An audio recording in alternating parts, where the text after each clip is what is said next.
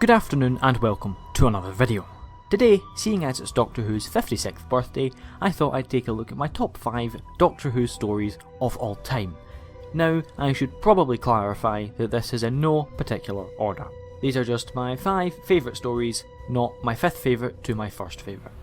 And we're sticking strictly to televised stories. No books, no Big Finish, no story cubes, no adventures in a pocket universe.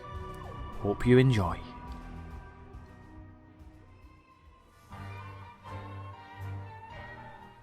Yeah, who doesn't love City of Death? It's just pure classic Who at its best. Beautiful location work, hilariously witty dialogue, rich ideas, gorgeous music, a wonderful cast, and of course, Duggan. Every aspect of this story fits together perfectly to form an absolutely exquisite adventure. Duggan. Tom Baker is at the height of his power here, and Lalla Ward makes for a really great companion. Duggan! Julian Glover also does a splendid job as Count Scarleone, one of the most memorable one-time villains in Who history. And we can't forget Duggan!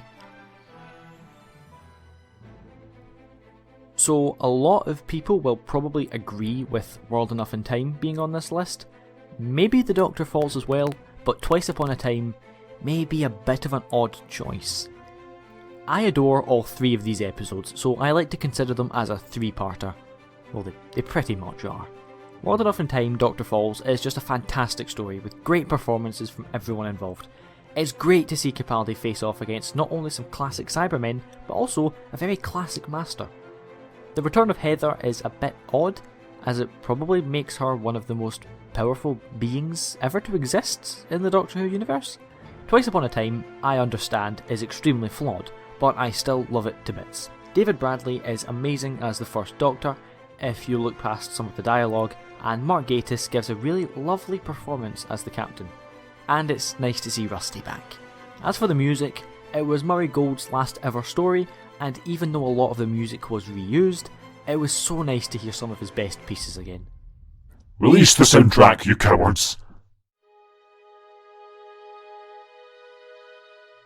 Again, a bit of an odd one, but I adore the TV movie. It has a lot of problems. Hello. It has a lot of problems. A lot of problems. But I can't help but love it. The casting is perfect, especially Paul McGann and Eric Roberts. The music is sensational, the set design is stunning, and even though it would do an awful job of introducing new viewers to the show, it is still so much fun, and it's probably the story I enjoy watching the most. In fact, it's almost time for the annual Christmas rewatch. Yay!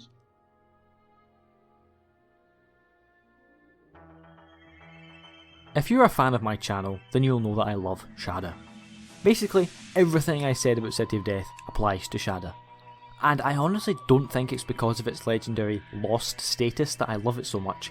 I maybe wouldn't have watched it for a while, it might have slipped under my radar a bit, but when I eventually did watch it, I'm sure I would have loved it just as much if it was a completed story, if not more.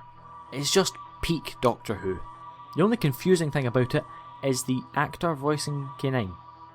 But oh well, overall, it is just a fantastic story.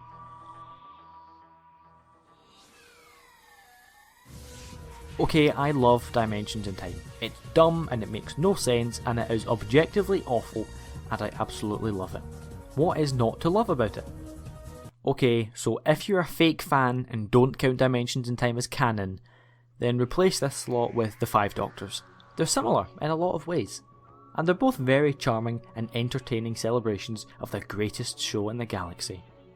And they both feature a lovely but unfortunately short scene from Tom Baker. So that's about it for this video. It was brief, but I wanted to put something out there. Please do let me know in the comments what your favourite Doctor Who stories are, and what you think about the ones on my list. And as always, laugh hard, run fast, and be kind. Bye bye!